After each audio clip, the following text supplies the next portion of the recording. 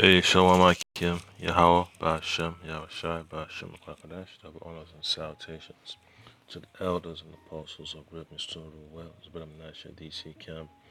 Did not a short lesson to the Father, hopefully elect out there on the highways and byways, and also, pushing out the words of the Lord, Yahushai, with all diligence of mind, okay? As you can see on the screen, this coronavirus issue, man, it's a serious, it's a serious situation. So it's all doing of the Lord Yahweh Shema Shai. This is exactly what we've been expecting, all right, all this time. Because the Most High has let his wrath be felt upon the face of the earth, all right. And then here, people just being overwhelmed by the occurrences of new infection, all right. So it says here in the RT news log, it says a suspicion of coronavirus infection. All right, then it says a ship containing over 6,000 people blocked in Italy. That's a tough one right there, okay? Yeah, so it's going to be terrible, man. It's going to be terrible before they could so-called contain this so-called plague, all right? Because in the ancient world, man, most of the journeys were done by sea and by land, all right? But now in the modern days, the modern world, modern times, land, sea, and air. All right, so the spread is going to be much more, faster than you expect it to be. All right, so it's going to be terrible, man. Unto the Lord, Abashima Shai puts a pause button on it. Yeah, so you got to expect things to get worse. Okay, this is just definitely a sign of the last days. So just pray, Lord, Abashima Shai protects you and gives you the wisdom to stay healthy. All right, so this is exactly what happens when the Most High is angry with the wicked. All right, so I'm going to get a quick precept here. It's going to be from the book of Deuteronomy, chapter 30.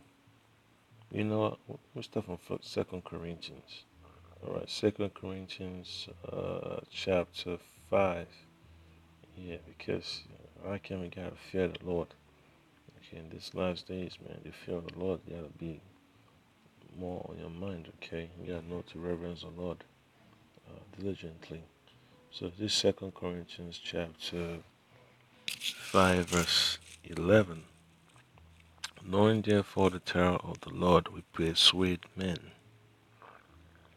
Alright? And that's exactly what the Lord Yahweh Shema Shah has told us.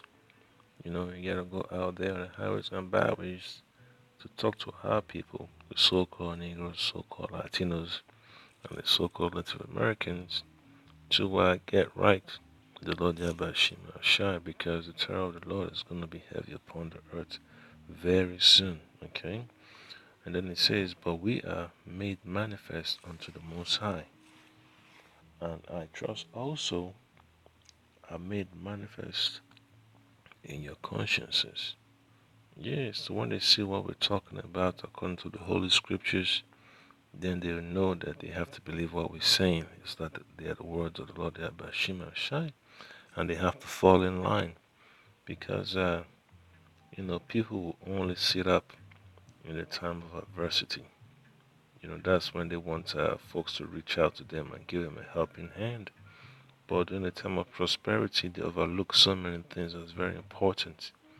All right, so health, you know, it's no joke, man. The Most High puts all types of lawful, plants and animals on the earth for people to eat. But what happens? People want to do their own thing and engage in corruption. All right, it's like a corruption. Okay, and when you read the comments for this so-called post in RT, yeah, about folks talking about different ideas, man. The idea of depopulation. But what can you do? All right, I'm gonna read one real quick. So it says, depopulation, that it's a bioweapon and all that stuff. But what can people do, man? You know, man's goings are in the hands of the Lord. And then when you watch the video from the World Health Organization, it says that they have to declare a national, international, worldwide emergency, worldwide state of emergency, because this stuff is spreading, man. You know, just imagine if this stuff hits one of the so-called third world countries that don't really have a healthcare system that's solid. It's gonna go to work just like Ebola did. All right, and that's gonna compound it. You're gonna have coronavirus.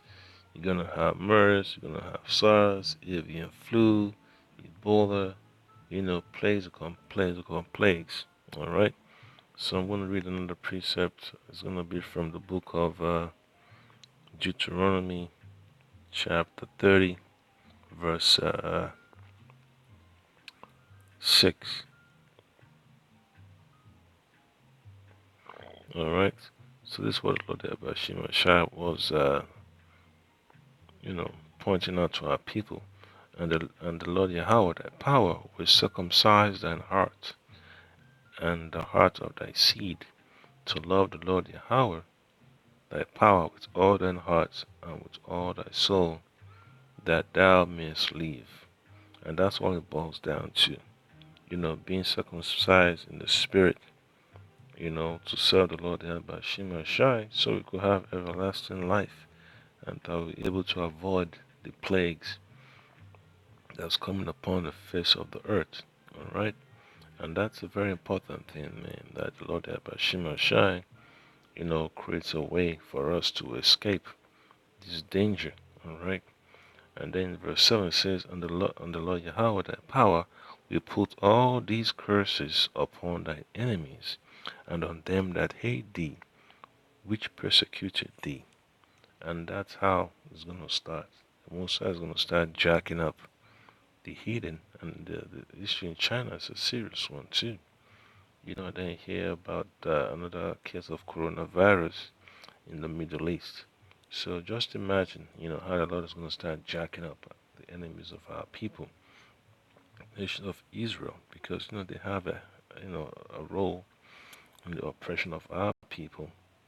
So it's like, the Lord has to pay them back. It's called balance. It's called justice. Okay, and you just have to understand that you don't have to, you know, run away, man, from prophecy, man. You have to stick with it. These churches don't really want to go into it. They don't really want to address it. But you gotta pray. Okay. So this is Jeremiah chapter 48, verse 29. It says, "We have heard the pride of Moab. He is exceeding proud. His loveliness and his arrogancy and his pride and the haughtiness of his heart." Alright, so these Moabites, so-called Chinese, so-called Koreans, they're proud. They take pride in their so-called exploits, man. Not knowing that the Lord Yahweh Shai set them up, to be so-called prosperous. See them with all their so-called businesses, in Jake's neighborhood, in Edomites, so-called developments or shopping centers, you know. It's because Musa put in there, but they don't really understand, and they play, they always like to treat our people like crap, So, end of the day, man, it's just the Lord getting them, getting them back.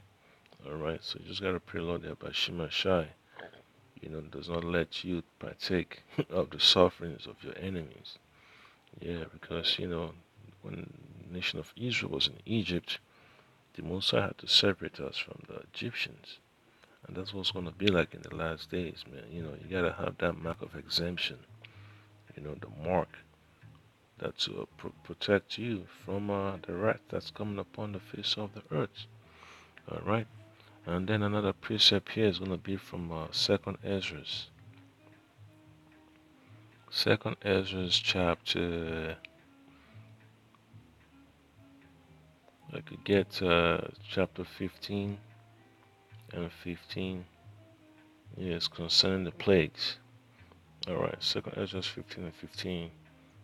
Start verse 14. It says, "Woe to the world and them that dwell therein, for the sword and their destruction draweth nigh." All right. So you can imagine you have a war going on the face of the earth. All right. You have a war going on the face of the earth, and then you have plagues. you know, just getting in there too. So it's gonna be crazy, man. All right. And then if you look at Second Ezra's,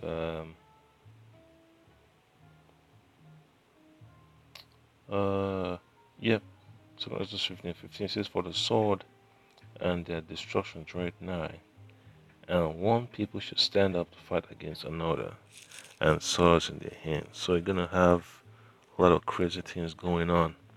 Racial tensions. And World War III also taking place. And then the plagues. If you also read, or when you also read Second Ezra 15 and 5, it says, Behold, said the Lord, I will bring plagues upon the world, the sword." All right, those are your wars and your, civil wars, your, racial wars and all that stuff. Famine, death, and destruction. So it's going to be compounded upon each other. It's going to be so overwhelming for a lot of people. Okay, and then you look at Second Ezra chapter 16, verse 14. It says, "Behold, the plagues are sent, and shall not return again until they come upon the earth." All right, so these things got to take place. You're gonna have to run their course until the Lord Yabashimashai puts a puts a stop to it. All right, and that's how the Lord gets down, man. You have to understand that the Lord Yabashimashai, is patiently waiting, for people to realize that these, these things are not in their control. That the Lord Yabashimashai runs the show. All right. And then read Second Ezra 16 and 37. It says, "Behold, the plagues draw nigh and are not slack." All right. The plagues draw nigh and are not slack. I mean, it's going to come with full force. And I see how the Chinese, they're pushing full steam day and night to build that new hospital. Yeah, that's going to be a war record. It's like that ABC show. All that stuff. You could build a house in one day, on the whole week, and all that stuff. Yes, that's what it's like, man. It's more about desperate to get on top of this agenda to prevent disease from decimating their population. All right, you hear about the deaths, but you don't hear about how many people got infected. Okay, so that stuff is going to spread like wildfire. It's already spreading like wildfire. I mean, so you just gotta pray, Lord, Yabashima Shai, protects you in these last days. So I get another precept here. It's gonna be from the book of Baruch.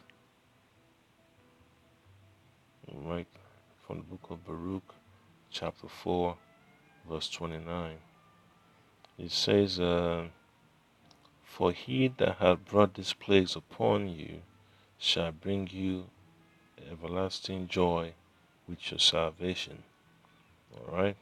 And that's the point. You have to trust in the Lord Yabashima Shai when everything else fails around you. Because just imagine the hospitals over here in the United States getting overwhelmed. You know, the shortage of supplies, the rich hoarding up the cures, holding people's safety and liberty hostage and all that stuff just because they want to be in control. So just imagine, man, when the Lord Yabashima Shai delivers you, man, that'll be a huge sigh of relief. All right. Then verse 30 says, "Take a good heart, O Jerusalem, for he that gave thee that name will comfort thee." And that's all we can depend on. the Lord Yahweh Shai to comfort us in these times of trouble. Okay? And then I read another precept from the book of Luke, Luke chapter 4. Alright, this is concerning Yahweh Shai. Alright, this should be my final precept. Okay? So this is Luke chapter 4, verses 33.